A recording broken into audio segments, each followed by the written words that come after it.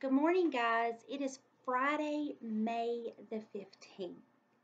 And even though this is not how I imagined our last story together would be like, we have made it through 8 weeks of distance learning.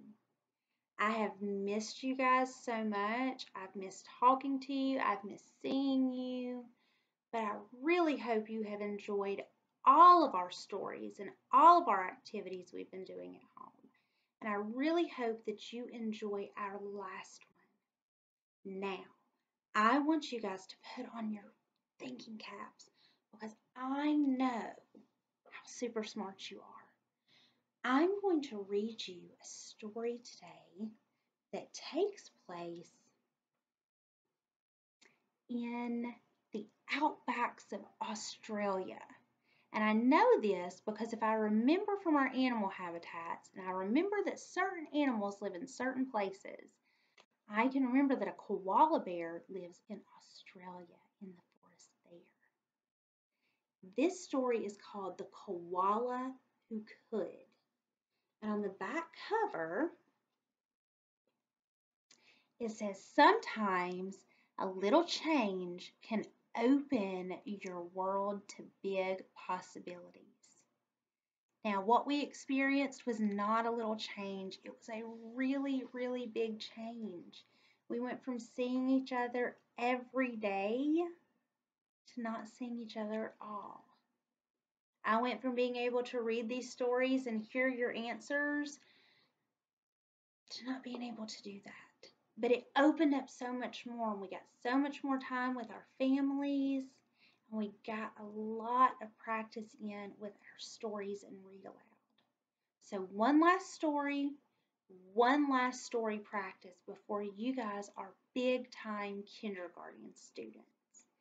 So I want you to listen to this story, and then afterwards I want you to be able to talk to your parents or your grandparents about what happened in the story in the beginning, in the middle, and in the end. So the koala that could.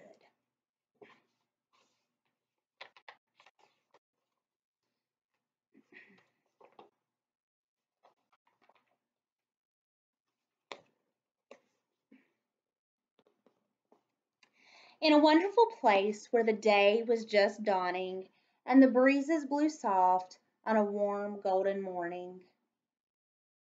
In a place where the creatures ran wild and played free, a koala called Kevin clung to a tree.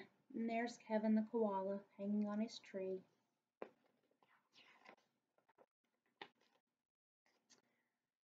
A nicer gray fellow you never would meet, as soft as a soft thing from ear tufts to feet. His favorite way to relax in the sun was to cling and to nap and to munch a leaf bun. And after all this, well, he'd need a nice rest. Yes, Kevin liked sticking to what he knew best.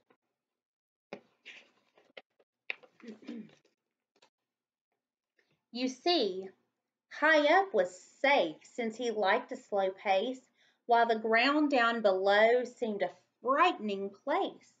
Too fast and too loud and too big and too strange. Nope, Kevin preferred not to move or to change. So he clung to his tree as he knew what to do and was never too keen to try anything new. So when Wombat stopped by and shouted one day, "Hey Kevin, why don't you come down here and play?" I think, he replied, I should stay on my plant.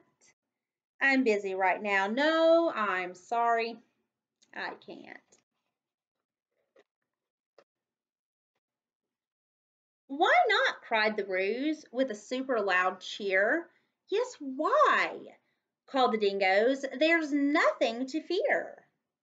But Kevin, who'd never been one to act fast, said, I've clinging to do, but it's nice that you asked. As Kevin sat watching them chatter and share, a part of him wished he could join them down there. But he knew he'd miss home. It was so dark and so late. The whole thing was risky. Adventure could wait. Whatever the invite, he'd always say no. Oh dear, it seemed Kevin just couldn't let go.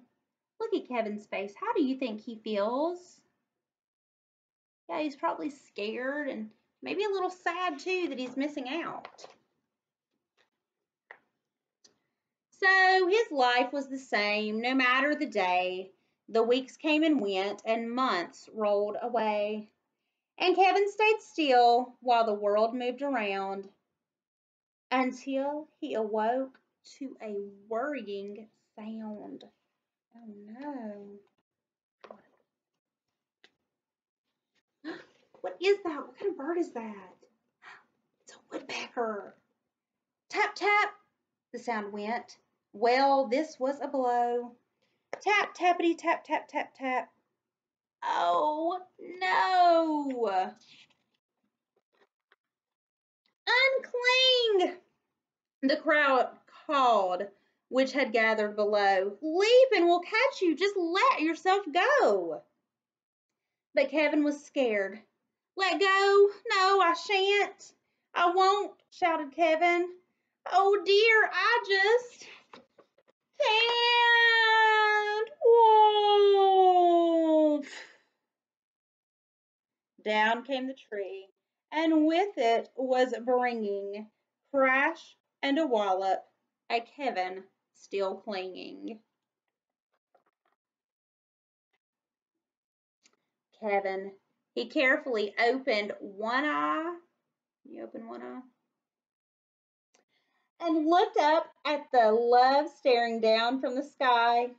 Then, one paw by one paw, he loosened his hold. He felt springy and light and happy and bold.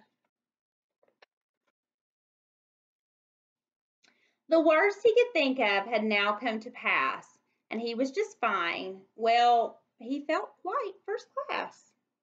So when Wombat leaned over and held out his paw, Kevin no longer felt worry or doubt. When Dingo asked, "Now will you come out to play?" the crowd all joined in with a "What do you say?" And even though this wasn't part of his plan, Kevin replied, "Yes, I think I can." And Kevin, from then on, was always can do. Because life can be great when you try something new.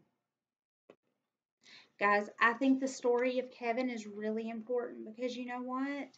This was not what we had planned. And it was scary and it was hard, but we did it. And that shows you that you can do anything. So when you start the new school year with your new teachers and you're making new friends and your big kindergarten boys and girls, just remember a little bit of change, it's okay. I love you guys so, so much. Have a great summer.